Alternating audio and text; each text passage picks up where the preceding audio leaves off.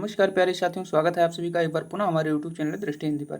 प्यारे साथियों, घटना चक्र की पूर्वावलोकन सीरीज में आप सभी ने पहले, दूसरे, तीसरे जितने आज तक हम श्रृंखला डाले हैं वीडियो की, भूगोल की, उसको आपने बहुत सारा प्यार दिया।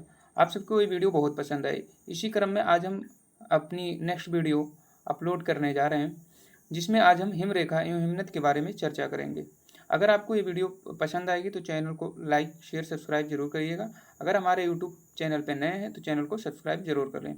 चलिए आज स्टार्ट करते हैं हम भारत भूगोल की कक्षा में हिमरेखा एवं हिमनद।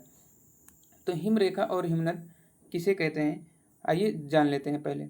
तो हिमरेखा एवं हिमनद, हिम के निचली सीमा को हिम रेखा कहते हैं। ठीक है, हिम के निचली सीमा को हिम रेखा कहते हैं। अर्थात हिम किसे कहते हैं, जैसे जो बर्फ नहीं होते हैं उसी को हम हिम कहते हैं। ठीक है, अक्षांशों, उच्चावच, वर्षण की मात्रा, ढाल एवं स्थानीय स्थलाकृति में भिन्नताओं के कारण हिमालय में अलग अलग हिस्सों में हिमरेखा की स्थिति भिन्न भिन्न होती है, परंतु औसत हिमरेखा की ऊंचाई महान हिमालय के उत्तरी भाग में 5500 से 6000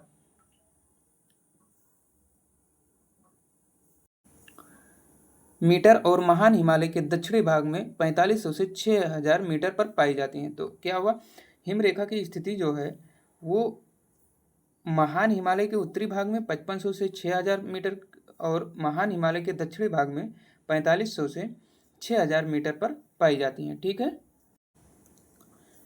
इस प्रकार पश्चिमी हिमालय औसत हिमरेखा 5800 मीटर तथा पूर्वी हिमालय में 4300 मीटर पर पाई जाती है। काराकोरम जो केंद्र शासित प्रदेश लद्दाख में स्थित है और अरुणाचल प्रदेश के मध्य हिमालय का लगभग 40,000 वर्ग किलोमीटर क्षेत्र हिमनदों बर्फीले क्षेत्रों से ढका है। हिमालय के प्रमुख हिमनद महान हिमालय और परा हिमालय के पर्वतों में विद्यमान है। ठीक है, तो अरुणाचल प्रदेश के मध्य हिमालय का लगभग भाग कितना है, 40,000 वर्ग किलोमीटर क्षेत्र हिमनदों बर्फीले क्षेत्रों से ढका है। और हिमालय के प्रमुख हिमनद महान हिमालय और परा हिमालय, जिसे परा हिमालय को ट्रांस हिमालय भी बोलते हैं, के पर्वतों में विद्यमान है। ठीक है, जितने प्रमुख हिमानद हैं कहाँ, महान हिमालय और ट्रांस हिमालय के मध्य विद्यमान है। ठीक है, काराकोरम, लद्दाख और जास्कर श्रेणियों के मध्य हिमनद पाए जाते हैं। ठीक है, लघु हिमालय के हिमानी छोटे होते हैं, जबकि पीर पंजाल और धौलाधर श्रेणियों में बड़े हिमनदों के अवशेष मिलते हैं। पीर पंजाल का सबसे बड़ा हिमनद सोना पानी है, जो लाहौल और स्पीति प्रदेश के चंद्रा घाटी में स्थित है। काराकोरम और महान हिमालय में बड़े आकारों के हिमनद विद्यमान हैं, जिनमें Siachen 76.64 kilometre, Hispar 61 kilometre, Biafo 60 kilometre, Baltoro 58 kilometre, Sasaini 17.85 kilometre प्रमुख हैं। चौराबाड़ी ग्लेशियर उत्तराखंड के रुद्रप्रयाग जिले में केदारनाथ मंदिर के उत्तर में अवस्थित है। इस ग्लेशियर के दक्षिण ढलान की दूरी मंदिर से 4 किलोमीटर उत्तर में है। ग्लेशियर के पिघलने के कारण गांधी सरोवर झील का निर्माण हुआ है। तो गांधी सरोवर झील का निर्माण कैसे हुआ, ग्लेशियर के पिघलने से। ठीक है, मिलाम हिमनद उत्तराखंड के कुमाऊं प्रदेश में अवस्थित है, मुख्य हिमनद है। इस हिमनद से शारदा नदी, काली गंगा का उद्गम होता है। तो शारदा नदी कहाँ से निकलती है, तो मिलाम हिमनद से निकलती है, जो कहाँ पर स्थित है, उत्तराखंड के कुमाऊं क्षेत्र में स्थित है। ठीक है, ग्लेशियर सियाचिन बड़ा या ससाइनी, कौन बड़ा है इसमें देख लीजिए। तो उत्तर प्रदेश लोक सेवा आयोग के अनुसार सियाचिन, स्रोत भारत का भूगोल जो प्रोफेसर रामचंद्र तिवारी से मानते हैं, और इलाहाबाद उच्च न्यायालय के अनुसार ससाइनी बड़ा है। ठीक है, स्रोत भौतिक भूगोल का स्वरूप लेखक शवेंद्र सिंह के अनुसार। ठीक है, और geography of India BS Chauhan and Alka Gautam, geography of India के भरद्वाज, इन तीनों के उससे ससाइनी को माना गया। तो ससाइनी आप जाने रखिएगा। ठीक है, ग्लेशियर की माप हेतु पुस्तकों का कितना उत्तम स्रोत माना जा सकता है, जबकि इनकी लंबाई एवं क्षेत्रफल के लिए वास्तविक सर्वेक्षण आधारित स्रोत उपलब्ध हो। तो ऐसे स्रोत हैं जैसे record of the geological survey of India volume 63 एवं वर्ल्ड ग्लेशियर इन्वेंटरी के आधार पर record of geological survey of India के अनुसार सियाचिन, इसकी लंबाई 45 मील है और ससाइनी की लंबाई 11 मील है। ठीक है, note geological survey of India volume 63 page number 260 के अनुसार ध्रुवों के अतिरिक्त सबसे बड़ा ग्लेशियर फेडचेनको ग्लेशियर है, जो पामीर क्षेत्र में स्थित है, जबकि सियाचिन दूसरा सबसे बड़ा ग्लेशियर है। इंटरनेट पर उपलब्ध लगभग सभी स्रोतों के अनुसार ध्रुवों के अतिरिक्त सबसे बड़ा ग्लेशियर फेडचेनको तथा दूसरा सबसे बड़ा ग्लेशियर सियाचिन है। इस क्रम में ससाइनी का स्थान बहुत पीछे है। ठीक है, अब देखते हैं वर्ल्ड ग्लेशियर इन्वेंशन।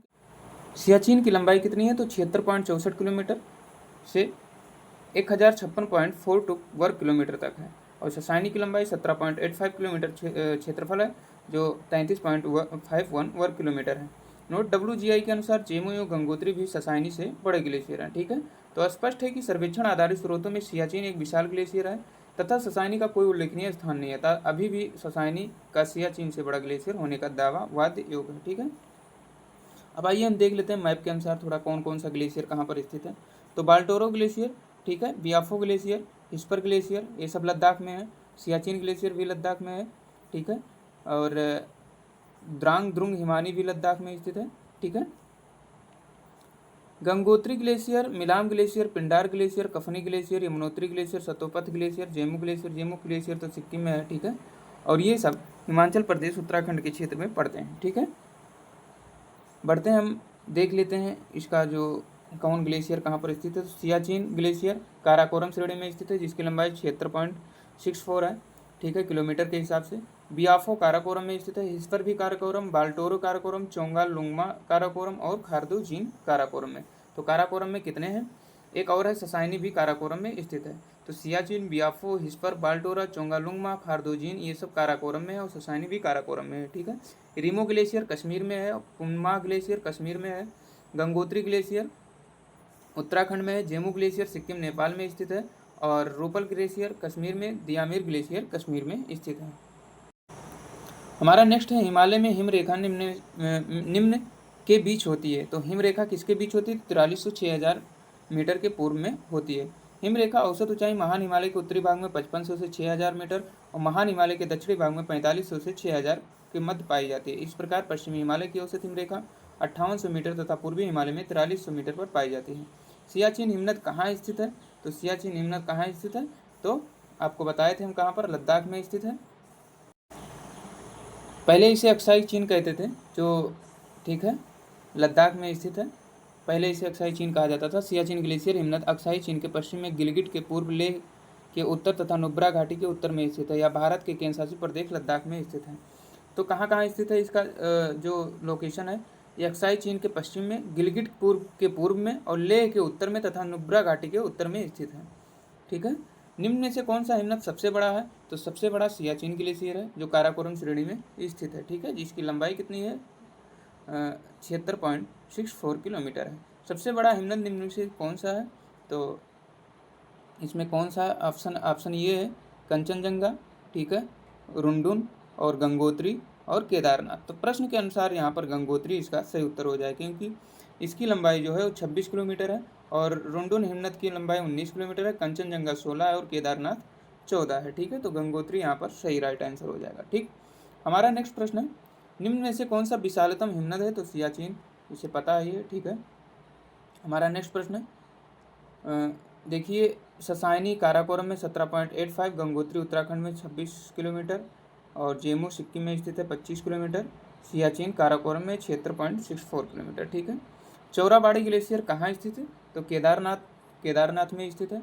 ठीक है, तो इसका सही उत्तर हो जाएगा केदारनाथ के उत्तर में, option C is right answer. महिला हिमालयों के हिमनदों की पिघलने की गति क्या है? तो हिमालयों में हिमनदों के पिघलने की गति सबसे अधिक है क्योंकि हिमालय में के हिमनदों की पिघलने की गति सर्वाधिक है। गंगा नदी के उद्गम स्थल पर गंगोत्री ग्लेशियर तेजी से पिघल रहा है। इसी कारण परिणाम स्वरूप इसका विस्तार कम होकर पिछले 50 वर्षों की तुलना में लगभग आधा हो गया है। प्रश्न नंबर 8वां है, निम्नलिखित हिमनदों में से कौन सा उत्तराखंड के कुमाऊं प्रदेश में स्थित है? तो कुमाऊं में मिलाम ग्लेशियर स्थित है जहाँ से शारदा नदी या काली गंडक नदी निकलती है।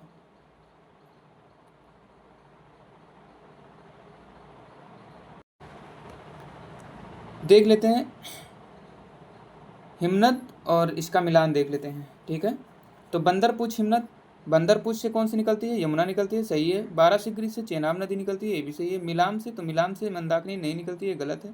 सियाचिन से, तो सियाचिन से भी नुब्रा नहीं निकलती है, ये गलत है। जेमू से नहीं, सियाचिन से नुब्रा निकलती है, जेमू से मानस नहीं निकलती है। ठीक है, तो इसका आंसर हो जाएगा पहला, दूसरा और चौथा। ठीक है, तो option A is right answer हो जाएगा। ठीक है, हमारा नेक्स्ट प्रश्न है, निम्नलिखित हिमनदों को उनकी लंबाई को घटते क्रम में सजाएं। तो सबसे बड़ा है हिस्पर, फिर बियाफो, फिर द्रांगद्रुंग, फिर सोनापानी, फिर बारासिगरी। ऑप्शन सी इसका राइट आंसर हो जाएगा। ठीक है, अब ऑप्शन सी राइट आंसर हो जाएगा। अब हम देखते हैं, हमारा ये चैप्टर खत्म हुआ, अब आता है पठार की तरफ बढ़ते हैं। प्रायद्वीपीय भारत की चट्टानों की उत्पत्ति लगभग 3600 मिलियन वर्ष पूर्व हुई है। कार्बोनिफेरस युग के पहले यह गोंडवाना लैंड का एक भाग था। कार्बोनिफेरस युग के दौरान दामोदर, सोन और महानदी और गोदावरी बेसिन में कोयले का निर्माण हुआ, जबकि क्रेटेशियस युग के दौरान अत्यधिक ज्वालामुखी उद्गार से दक्कन ट्रेम से हुआ था। इसी काल में दक्कन के पठार पर बेसाल्ट निर्मित लावा शैलों का निर्माण हुआ। दक्कन ट्रेम का निर्माण क्रेटेशियस काल के अंतिम चरण से प्रारंभ होकर हुआ। प्रायद्वीपीय पठार में चौड़ी छिछली घाटियां एवं गोलाकार पहाड़ियां हैं। इस पठार के दो मुख्य भाग हैं, मध्य उच्च भूमि तथा दक्कन का पठार। ठीक है। नर्मदा नदी के उत्तर में स्थित मालवा के पठार के अधिकतर भागों में मध्य उच्च भूमि के नाम से जाना जाता है। ठीक है। नर्मदा नदी के उत्तर में स्थित मालवा पठार के अधिकतर भागों को मध्य उच्च भूमि के नाम से जाना जाता है। मध्य उच्च भूमि पश्चिम में चौड़ी है, परंतु पूर्व में संकीर्ण है। मध्य उच्च भूमि के पूर्वी विस्तार को स्थानीय रूप से बुंदेलखंड तथा बघेलखंड के नाम से जाना जाता है। दामोदर नदी द्वारा अपवाहित छोटा नागपुर पठार के मध्य उच्च भूमि का भाग है। छोटा नागपुर पठार मुख्यतः झारखंड के रांची, हजारीबाग, संथाल परगना, पलामू, धनबाद, सिंहभूम जिले तथा पश्चिम बंगाल के पुरुलिया जिले में स्थित है। ठीक। इस पठार में विभिन्न ऊंचाइयों पठारों के क्रम मिलते हैं। इस पठार में विभिन्न ऊंचाइयों के पठारों का क्रम मिलता है। मध्य पश्चिमी भाग पर पाट भूमि स्थित है, जिसकी अधिकतम ऊंचाई 1100 मीटर मिलती है। इस पठार के प्रत्येक दिशा में सोपान मिलते हैं। छोटा नागपुर पठार में ढाल तीव्र स्कार्पों के रूप में पाए जाते हैं, अतः एक अग्र गंभीर है। मध्य उच्च भूमि क्षेत्र में बहने वाली नदियां चंबल, सिंध, बेतवा तथा केन दक्षिण पश्चिम से उत्तर पूर्व की ओर बहती हैं। इस प्रकार ये नदियां इस क्षेत्र के ढाल को दर्शाती हैं।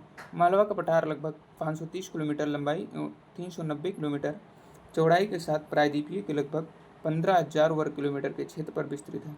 इसकी उत्तरी सीमा अरावली एवं दक्षिणी सीमा विंध्य श्रेणी और पूर्वी सीमा बुंदेलखंड पठार के द्वारा निर्धारित की जाती है। आइए देख लेते हैं हम इसका मैप के थ्रू कहाँ कहाँ पर कौन सा स्थित है।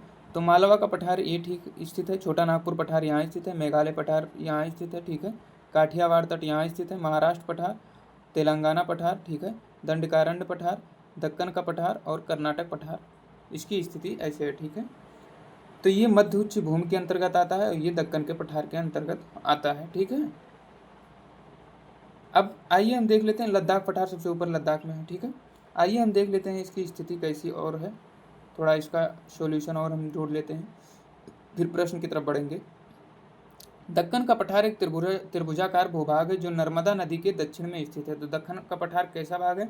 त्रिभुजाकार भूभाग है जो नर्मदा नदी के दक्षिण में स्थित है। इसके उत्तर में चौड़े आधार पर सतपुड़ा की श्रृंखला है, जबकि महादेव, कैमूर तथा मैकाल श्रृंखला इसके पूर्व विस्तार को प्रदर्शित करती हैं। दक्कन ट्रेप में काली मृदा पाई जाती है, जिसका निर्माण बेसाल्ट लावा के अपक्षय पर्दन के फलस्वरूप हुआ है। अरावली की पहाड़ियाँ प्रायद्वीपीय पठार के उत्तरी पश्चिमी किनारे पर स्थित हैं। ये बहुत अधिक खंडित एवं अपर्दित पहाड़ियाँ हैं।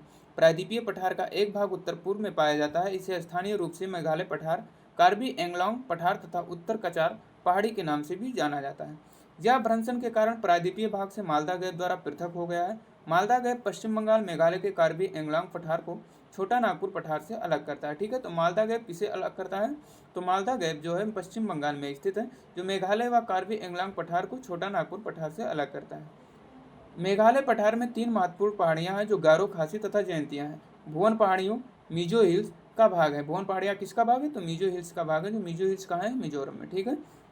दंडकारण्य क्षेत्र मुख्यतः ओडिशा, छत्तीसगढ़, आंध्र प्रदेश, तेलंगाना एवं महाराष्ट्र में विस्तृत है। ठीक है। आइए हम अब इससे संबंधित प्रश्न देखते हैं। भारत के दक्कन पठार पर बेसाल्ट निर्मित लावा शैलों का निर्माण कहाँ कब हुआ है? तो इसे क्रेटेशियस युग में इसका निर्माण हुआ है। ठीक है। अब फिर हम देखते हैं और इसका नेक्स्ट प्रश्न, इसका विस्तार देखने। कार्बोनिफेरस युग के दौरान दामोदर, सोन, महानदी और गोदावरी बेसिन में कोयले का निर्माण हुआ, जबकि क्रेटेशियस युग के दौरान अत्यधिक ज्वालामुखी उद्गार से दक्कन ट्रेम का निर्माण हुआ। इसी काल में दक्कन के पठार पर बेसाल्ट निर्मित लावा शैलों का निर्माण हुआ। दक्कन ट्रेप का निर्माण क्रेटेशियस काल के अंतिम चरण में प्रारंभ हुआ। मेघालय का पठार किसका भाग है? तो मेघालय का पठार प्रायद्वीपीय खंड का भाग है। ठीक है। मेघालय का पठार प्रायद्वीपीय पठार का विस्तार है या भ्रंशन के कारण प्रायद्वीपीय भाग से मालदा गैप द्वारा पृथक हुआ था। ठीक है। तो मालदा गैप से तो कौन सा पृथक हुआ था? तो मेघालय का पठार पृथक हुआ था। ठीक है। प्रश्न नंबर 3 हम देख लेते हैं। तो हमारा प्रश्न नंबर 3 है, भारत के अतिरिक्त प्रायद्वीपीय पर्वत निर्मित हुए हैं। तो भारत के अतिरिक्त जो प्रायद्वीपीय पर्वत निर्मित हुए हैं उसकी किस महाकल्प काल में निर्मित हुए हैं? तो सेनोजोइक युग में निर्मित हुए हैं। ठीक है। हिमालय तथा भारत के अतिरिक्त प्रायद्वीपीय पर्वतों सिंध और गंगा के मैदान के उत्तर का भाग का निर्माण सेनोजोइक महाकल्प में हुआ है। छोटा नागपुर पठार का सर्वाधिक घना बसा जिला धनबाद क्यों है? जो छोटा नागपुर पठार है उसका सर्वाधिक घना है जो बसा जिला धनबाद क्यों है? तो इसकी सबसे खास बात क्या है? तो इसकी खास बात है, चारों ऑप्शन दिख रहे हैं, उपजाऊ मिट्टी तथा दामोदर से निकाली गई नहरों द्वारा सिंचाई की सुविधा। दूसरा है कोयला, लोहा, अभ्रक, तांबा इत्यादि का पाया जाना। तीसरा है खनन उद्योग का विकास तथा औद्योगिकरण। चौथा है उपयुक्त सभी। तो खनन उद्योग का विकास तथा औद्योगिकरण यहाँ पर सबसे ज़्यादा है। धनबाद कोयला खनन और औद्योगिक संस्थापन के लिए जाना जाता है। धनबाद में लाल मिट्टी व्यापक क्षेत्र में पाई जाती है जो कृषि के लिए उपयोगी नहीं होती है। कोयला, लोहा, अभ्रक, तांबा इत्यादि का पाया जाना जनसंख्या के संकेंद्रण का कारण नहीं हो सकता है। ठीक है, हमारा नेक्स्ट प्रश्न है, छोटा नागपुर पठार है तो एक अग्र गंभीर है। छोटा नागपुर पठार क्या है? एक अग्र गंभीर है। ठीक है, तो इसका राइट आंसर क्या हो जाएगा? तो ये इसका राइट आंसर हो जाएगा। छोटा नागपुर पठार विभिन्न ऊंचाइयों के पठारों को क्रम में मिलाता है। मध्य पश्चिमी भाग पर पाटभूमि में स्थित है जिसका अधिकतम ऊंचाई 1100 मीटर मिलती है। इस पठार के प्रत्येक दिशा में सोपान मिलते हैं। पठार में ढाल तीव्र स्कार्पों के रूप में पाए जाते हैं, अतः यह अग्र गंभीर है। ठीक है, हमारा नेक्स्ट प्रश्न है, मानचित्र के हिसाब से दिया है जो यूपीएससी में पूछा गया था। रिफ्ट घाटी क्षेत्र, छत्तीसगढ़ मैदान, वर्षा छाया क्षेत्र, छोटा नागपुर पठार। जो इसमें है कि दर्शाया गया है कौन सा क्षेत्र कहाँ पर पाया जाता है। ठीक है, तो ABCD तो अभी आपको हम पढ़ाए भी थे। ठीक है, ये कौन सा है? बी कौन सा है? तो छत्तीसगढ़ का मैदान है, यहाँ पर छत्तीसगढ़ स्थित है। सी छोटा नागपुर पठार है। ठीक है, और डी ये कौन सा है? तो ये पठार मतलब छोटा नागपुर पठार और उसका क्या कहते हैं, वर्षा छाया क्षेत्र। ठीक है, क्योंकि जब मानसून आता है तो इसे सीधे निकल जाती है, तो इधर जो उसके क्षेत्र में पड़ता है तो उसे वर्षा छाया क्षेत्र कहते हैं। ठीक, और ये रिफ्ट घाटी है, तो ऑप्शन सी इसका राइट आंसर हो जाएगा। ठीक है, हम नेक्स्ट प्रश्न की तरफ बढ़ते हैं। हमारा छठा प्रश्न था, 7वें प्रश्न की तरफ बढ़ते हैं। तो 7वां प्रश्न है, अरावली एवं बिंद श्रृंखलाओं के मध्य कौन सा पठार स्थित है? तो मालवा का पठार अरावली एवं बिंद श्रृंखलाओं के मध्य स्थित है, क्योंकि मालवा गैप द्वारा ही, ठीक है, अरावली एवं दक्षिणी सीमा बिंद श्रेणी पूर्वी सीमा बुंदेलखंड पठार से निर्धारित की जाती है। ठीक है, कौन सा पठार अरावली एवं बिंद श्रेणियों के मध्य स्थित है? तो वही मालवा का पठार। ठीक है, हमारा नेक्स्ट प्रश्न है, दंडकारण्य क्षेत्र कहाँ अवस्थित है? दंडकारण्य क्षेत्र आपको बताया था छत्तीसगढ़ एवं ओडिशा क्षेत्र में स्थित है। दंडकारण्य भारत के मध्यवर्ती भाग में स्थित है। यह मुख्यतः ओडिशा, छत्तीसगढ़, तेलंगाना, महाराष्ट्र और आंध्र प्रदेश में फैला हुआ है। दंडकारण्य क्षेत्र किस राज्य में स्थित है? तो दंडकारण्य क्षेत्र कहाँ पर स्थित है? तेलंगाना में स्थित है। ठीक है, तो देखिए आएगा तो सब में, लेकिन ऑप्शन तो इसमें सब आएगा, तेलंगाना भी, छत्तीसगढ़, ओडिशा, आंध्र प्रदेश, चारों, तो इसमें से उपरोक्त में से एक से अधिक इसका राइट आंसर हो जाएगा। हमारा 11 नंबर प्रश्न है, दंडकारण्य भारत के किस भाग में स्थित है? तो ये मध्यवर्ती भाग में स्थित है। बिहार 12वां नंबर है, बिहार के निम्न में हिस्सों में से कौन सा हिस्सा भूतात्विक दृष्टि से अपेक्षाकृत पुराना है? तो सबसे पुराना खड़गपुर पहाड़ियाँ है। खड़गपुर पहाड़ियाँ धारवाड़ क्रम की है। ठीक है, जबकि रोहतास पठार विंध्यन क्रम की है। उत्तर पश्चिम पहाड़ियाँ तृतीय क्रम की तथा उत्तर गंगा मैदान नवीनतम है। ठीक है, हमारा 13 नंबर प्रश्न है, निम्न में से कौन सा मेघालय पठार का अंश नहीं है? तो भुवन पहाड़ियाँ मेघालय पठार का अंश नहीं है। गारो, खासी, जयंतिया ये सब मेघालय पठार का अंश है। ठीक है, भुवन पहाड़ियाँ मिजो हिल्स का भाग हैं। आपको अभी बताए थे भुवन पहाड़ियाँ किसकी भाग हैं? तो मिजो हिल्स का भाग है जो पूर्वोत्तर हिमालय के अंग है। जबकि गारो, खासी और जयंतिया पहाड़ों में मेघालय का पठार का भाग है। ठीक है, हम नेक्स्ट प्रश्न है, अलबामा हिल कहाँ स्थित है? तो अलबामा हिल बीजापुर अपलैंड के दक्षिण में स्थित है। अलबामा हिल बीजापुर अपलैंड के दक्षिण में स्थित है। अब आते हैं हम तटीय भाग पढ़ते हैं। तो तटीय भाग में क्या क्या है आइए हम जानते हैं इसके बारे में। भारत की तटरेखा, भारत की 3 ओर से समुद्र से घिरा है। भारत की तटरेखा की लंबाई 75-16 किलोमीटर है। भारत की तटरेखा पूर्व में बंगाल की खाड़ी, दक्षिण में हिंद महासागर और पश्चिम में अरब सागर सहित मुख्य भूमि और द्वीपों से घिरी है। भारत की तटरेखा पर 9 राज्य एवं 4 केंद्रशासित प्रदेश स्थित हैं। 9 राज्य में पहला सबसे ज़्यादा लंबा तट कौन है? गुजरात है, फिर महाराष्ट्र है, फिर गोवा है, कर्नाटक है, केरल है, तमिलनाडु है। ठीक है, फिर आंध्र प्रदेश होगा, फिर ओडिशा, पश्चिम बंगाल, फिर दादरा नगर हवेली, दमन दीव, लक्षद्वीप, पुडुचेरी, अंडमान निकोबार द्वीप समूह। ठीक है, तो सबसे कम किसका है? प्रदेशों में अगर देखा जाए तो सबसे कम पश्चिम बंगाल का है, ठीक है। और अगर उसमें केंद्र शासित प्रदेश में देखा जाए तो सबसे ज़्यादा अंडमान निकोबार द्वीप समूह का, और सबसे कम जो देखा जाए तो है पुदुचेरी का, ठीक है। और अब हम बढ़ते हैं अपने नेक्स्ट प्रश्न की तरफ। 26 जनवरी 2020 से दमन एवं दीव तथा दादरा एवं नगर हवेली का विलय कर एक केंद्र शासित प्रदेश दादरा एवं नगर हवेली तथा दमन एवं दीव कर दिया गया। भारत की मुख्य भूमि से लगे कुल तट की लंबाई 5422.6 किलोमीटर है। मुख्य भूमि से दूर कुल तट की लंबाई 2094 किलोमीटर है। भारत में राज्यों में गुजरात राज्य की तट रेखा सबसे सर्वाधिक लंबी है तथा सर्वाधिक छोटी तट रेखा गोवा राज्य की है, ठीक है। अंतःस्थल सागर की ओर निकले भागों को मिलाने वाली सीधी रेखा को आधार रेखा कहते हैं। तो आधार रेखा किसे कहते हैं? अंतःस्थल से सागर की ओर निकले भागों को मिलाने वाली सीधी रेखा को आधार रेखा कहते हैं। किसी भी देश के प्रादेशिक जल क्षेत्र का क्षेत्रीय सागर कहा जाता है। क्षेत्रीय सागर की दूरी आधार रेखा से सागर की ओर नापी जाती है, जो सामान्यतः 12 समुद्री मील तक होती है, ठीक है। तो क्षेत्रीय सागर किसे कहा जाता है? जो 12 समुद्री मील तक होती है वो क्षेत्रीय सागर का क्षेत्र होता है। इस क्षेत्र के उपयोग को भारत को संपूर्ण अधिकार प्राप्त होता है। समीपस्थ मंडल जिसे कॉन्टिजियस जोन का विस्तार आधार रेखा से 24 समुद्री मील तक होता है, जिसे नॉटिकल मील्स कहते हैं। इस क्षेत्र में भारत का सीमा शुल्क वसूली और वित्तीय अधिकार प्राप्त होता है। किसी भी देश का अनन्य आर्थिक क्षेत्र जिसे एक्सक्लूसिव इकोनॉमिक जोन आधार रेखा कहा जाता है, जिसे जो 200 समुद्री मील तक होती है, ठीक है। इस क्षेत्र पर भारत का वैज्ञानिक अनुसंधान की छूट मिली हुई है, ठीक है। तो आप देख सकते हैं कहाँ से कहाँ तक इसका विस्तार है, ठीक है। स्थलीय भाग एवं आधार रेखा मध्य सागरीय जल को आंतरिक जल भी कहते हैं। तो स्थलीय भाग एवं आधार रेखा के मध्य सागरीय जल को आंतरिक जल भी कहते हैं, इंटरनल वाटर भी कहते हैं, ठीक है। पहला प्रश्न देखते हैं, निम्नलिखित में से किस तट से भारत का औसत समुद्र तल नापा जाता है? तो कहाँ से? तो चेन्नई से भारत का औसत समुद्र तल नापा जाता है। भारत का प्रादेशिक जल क्षेत्र कितना है? तो 12 समुद्री मील तक प्रादेशिक जल क्षेत्र है, ठीक है।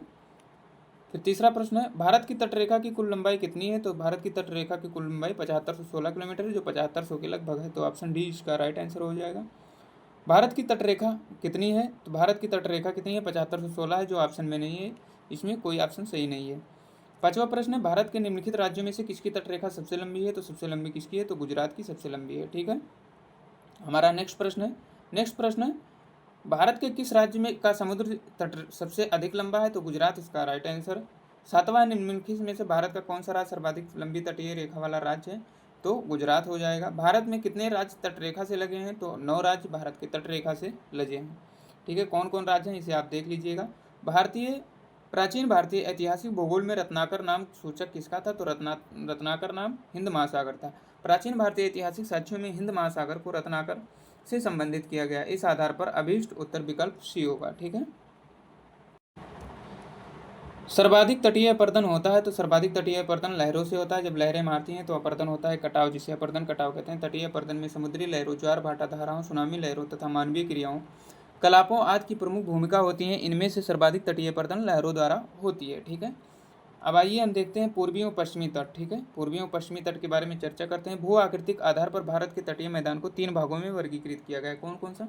गुजरात या काठियावाड़ तटीय मैदान, दूसरा है पश्चिमी तटीय मैदान, तीसरा है पूर्वी तटीय मैदान। गुजरात तटीय मैदान गुजरात एवं दादरा नगर हवेली और दमन एवं दीव के तटीय भागों में विस्तृत है। यह साबरमती, माही आदि नदियों के जलोढ़ निक्षेपों से निर्मित है। इसके दक्षिण में अरब सागर एवं पश्चिम में काठियावाड़ प्रायद्वीप है। भारत के पश्चिम तट पश्चिमी घाट तथा अरब सागर के बीच स्थित एक संकीर्ण मैदान है। इस तट के तीनों भागों में विभाजित किया जाता है।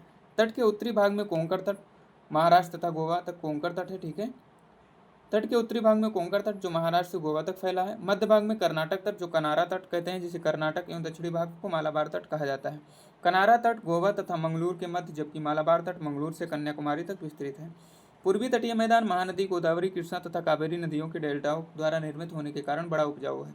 इसमें महानदियों, कृष्णा नदियों के बीच के मैदान को उत्तरी सरकार तट कहा जाता है। कोरोमंडल तट का विस्तार भारत के दक्षिणी प्रायद्वीप के दक्षिणी पूर्व में आंध्र प्रदेश के फॉल्स डीवी बिंद कृष्णा डेल्टा के पास से तमिलनाडु से केप कुमोरिन तक स्थित है। कोरोमंडल तट कृष्णा एवं कावेरी नदियों के मध्य विस्तृत है। महानदी डेल्टा क्षेत्र उत्कल मैदान कहलाता है। भारत के पश्चिमी तट पर स्थित प्रमुख बंदरगाह में मुंबई जो महाराष्ट्र में स्थित है, कांडला गुजरात में, मर्मुगांव गोवा में, जवाहरलाल नेहरू महाराष्ट्र में, जंजीरा महाराष्ट्र में, उडुपी कर्नाटक में, कोचीन केरल में एवं न्यू मंगलोर कर्नाटक आदि में स्थित है, ठीक है। भारत के पूर्वी तट पर स्थित प्रमुख बंदरगाह विशाखापत्तनम जो आंध्र प्रदेश में है, हल्दिया पश्चिम बंगाल, पारादीप उड़ीसा, एन्नोर तमिलनाडु, तूतीकोरिन तमिलनाडु में स्थित है। ठीक है, अब आइए इससे संबंधित अब प्रश्न सॉल्व करते हैं। हमारा प्रश्न है, भारतवर्ष के पश्चिमी तटीय निम्नलिखित शहरों पर विचार कीजिए। जंजीरा, कुन्नूर, नागरकोइल और सिंधुदुर्ग। तो कौन कौन सा पश्चिमी तटीय पर विस्तार है, उसे उत्तर से दक्षिण में सजाना है। ठीक है, तो सबसे पहले क्या पड़ेगा, जंजीरा, जो जंजीरा महाराष्ट्र में स्थित है। ठीक है, फिर सिंधुदुर्ग, ये भी महाराष्ट्र में स्थित है।